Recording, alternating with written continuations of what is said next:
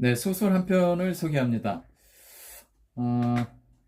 이거 제가 한 석 달 전에, 석 달이 좀 더 됐네요. 그렇게 읽은 지는 얼마 안 됐습니다. 이처럼 사소한 것들, 클레어 키건의 소설입니다. 아일랜드 출신의 작가가 쓴 이 소설은 역대 부커상 후보에 오른 가장 짧은 소설이라고 합니다. 아름답고 명료하여 실리적인 소설로 평가받습니다. 2021년 원작이며 2023년 11월에 우리나라에 나온 책입니다. 원제는 Small Things Like These 이고요. 무수한 의미가 압축되어서 언어의 표면으로 숨었고 말할 듯 말 듯 조심스레 내용이 나옵니다.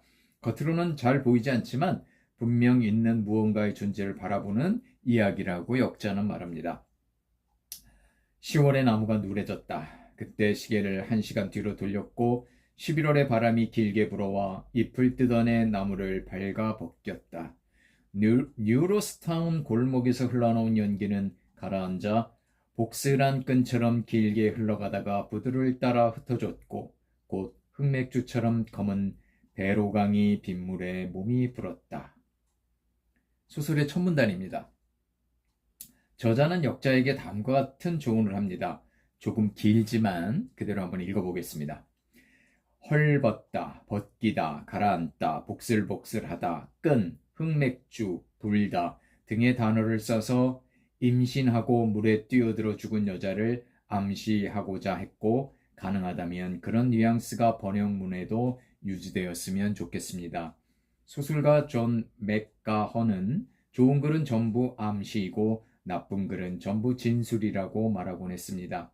이 책을 처음 읽는 독자가 물에 빠져 죽은 시신의 암시를 의식하리라고 기대하진 않지만 저는 좋은 이야기의 기준 가운데 하나는 독자가 이야기를 다 읽고 첫 장으로 다시 돌아왔을 때 도입 부분이 전체 서사의 일부로 느껴지고 이 부분에서 느껴지는 감정이 그 뒤에 이어질 내용의 특징을 잘 드러낸다고 느낄 수 있어야 한다는 점이라고 생각합니다.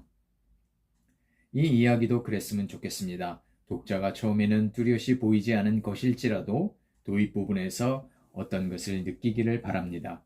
전체 이야기를 알고 나면 첫 문단이 적절하게 느껴지고 이어질 이야기를 암시한다고 생각될 것입니다. 저는 2번 읽어서 결말 부분이 앞으로 밀려와 다시 서사가 한 바퀴 돌아가기 전에는 이야기를 다 읽었다고 느끼지 않습니다. 그렇습니다. 이 이야기는 너무나 압축적이고 복선이 사방에 깔려 있습니다. 16살 가사 일꾼 엄마에게서 태어난 빌 펄롱은 아버지가 누군지도 모르며 자라지만 주인인 미시즈 윌슨이 보살핌 아래 적절한 환경에서 자랍니다. 이제는 아내 아일린과 5명의 딸을 두고 석탄과 목재를 유통하는 작은 사업체를 운영하며 풍족하진 않지만 그렇다고 가난하지도 않은 삶을 살고 있습니다. 수녀원으로 배달을 간 펄롱은 수녀원 석탄광 안에서 학대당한 게 분명한 갇힌 여자아이를 발견하고 수녀원으로 데려가지만 수녀원 원장은 아무렇지도 않게 받아들입니다.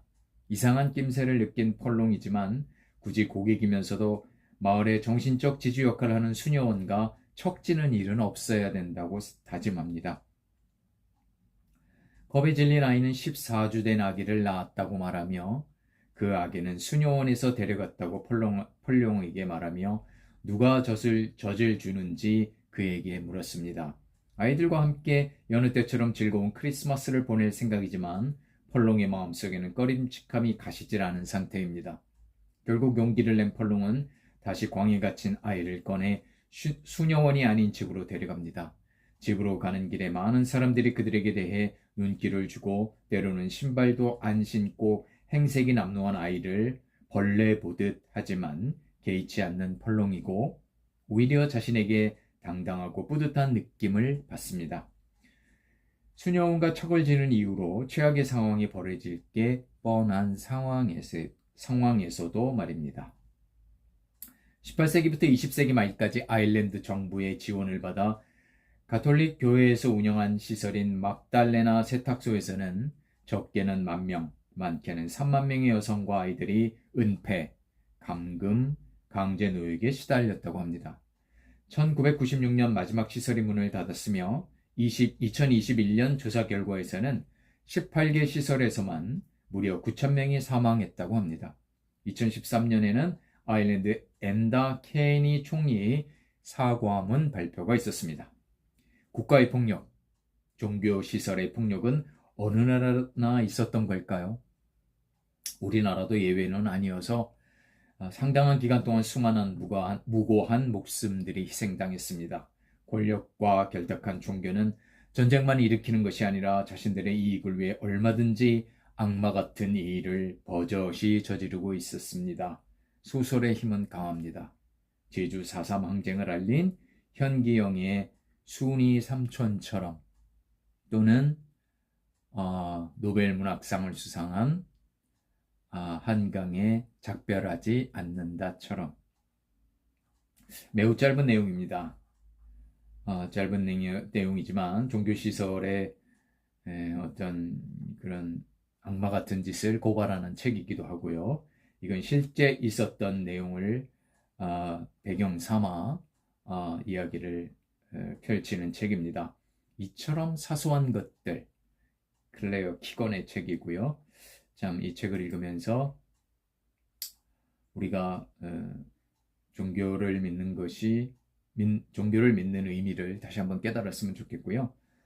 종교로 인해서 많은 사람들이 어떤 마음의 위안을 받고 위로를 받고 참 세상을 좀 평안하게 만드는 데 기여를 하는 것이 대부분이지만, 그것이 종교가 존재하는 이유고, 많은 사람들이 또 종교로 인해서 영혼의 양식을 얻고 그런 것이 사실입니다. 하지만 또 한편에서는 아주 극히 일부입니다만 종교시설에 의해서 과거에 많은 사람들이 희생을 당했습니다.